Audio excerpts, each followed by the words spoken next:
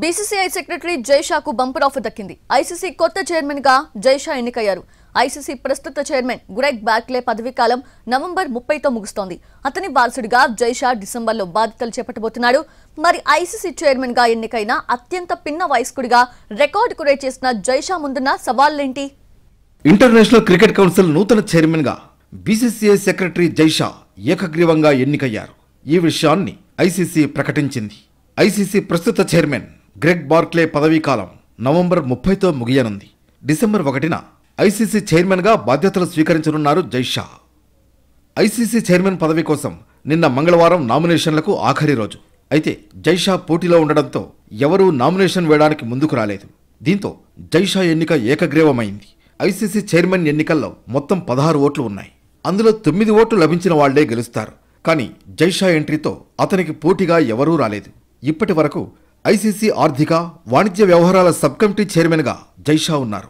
ICC చైర్మన్గా ఎంపికైన 5వ భారతీయుడుగా జైషా నిలిచారు. జగన్మోహన్ దాల్మియా, శరద్ పవార్, ఎన్ శ్రీనివాసన్, శశాంక్ మనోహర్ భారత్ నుంచి ఐసీసీ చైర్మన్లుగా ఎన్నికయ్యారు. మరోవైపు ఇక ఐసీసీ చైర్మన్గా ఎన్నికైన అత్యంత పిన్న వయస్కుడిగా జైషా రికార్డ్ క్రియేట్ చేశారు. 35 ఏళ్ల వయసులోనే ఆయన ఈ అత్యున్నత పదవిని స్వీకరించబోతున్నారు.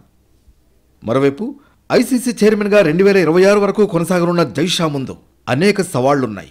ఐసీసీ స్టేక్ హోల్డర్స్కు తగ్గట్లుగా నడుచుకుంటూ క్రికెట్ అభివృద్ధికి పాటుపడాల్సిన అవసరం ఉంది. 2025లో పాకిస్తాన్ వేదికగా నిర్వహించే ఛాంపియన్స్ ట్రోఫీని విజయవంతంగా నిర్వహించడం జైషాకు అతిపెద్ద సవాల్. బీసీసీఐ సెక్రటరీగా టీమిండియాను పాకిస్తాన్కు పంపించేందుకు నిరాకరించిన జైషా ఐసీసీ చైర్మన్గా ఎలా వ్యవహరిస్తారా అన్నది ఆసక్తిగా మారింది. గతంలో ఆసియా క్రికెట్ అసోసియేషన్ చైర్మన్గా ఆసియా కప్ టోర్నీని హైబ్రిడ్ మోడల్లో నిర్వహించారు. భారత్ మ్యాచ్లను తటస్థ వేదిక మీద జరిపారు. ఇప్పుడు కూడా భారత్ అదే డిమాండ్ చేస్తోంది. జైషా ముందున్న మరో అతిపెద్ద సవాల్ టెస్ట్ క్రికెట్ను కాపాడటం, టెస్ట్ ఫార్మాట్ను మరింత డెవలప్ చేయడం.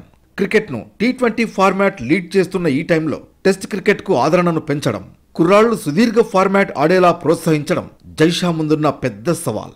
మరి ఆ ఛాలెంజ్ను ఎలా స్వీకరిస్తారో చూడాలి. అంతర్జాతీయ క్రికెట్ షెడ్యూల్ సమధుకంగా ఉండేలా చూసుకోవాలి. ఆటగాళ్లకు తగిన విశ్రాంతి ఉండేలా షెడ్యూల్ను రూపొందించడం కూడా జైషాకు సవాల్తో కూడుకున్న పనే. అంతేకాకుండా లాస్ ఏంజల్స్ ఒలింపిక్స్ 2028లో క్రికెట్ భాగమయ్యేలా కృషి చేయడం, క్రికెట్ను మరిన్ని దేశాలకు విస్తరించడం జైషా ముందున్న అతిపెద్ద టాస్క్. ఐసీసీ చైర్మన్గా 2 ఏళ్ల పదవీ కాలంలో ఈ హడిల్ను జైషా ఎలా ఫేస్ చేస్తారన్నది ఆసక్తికరంగా మారింది.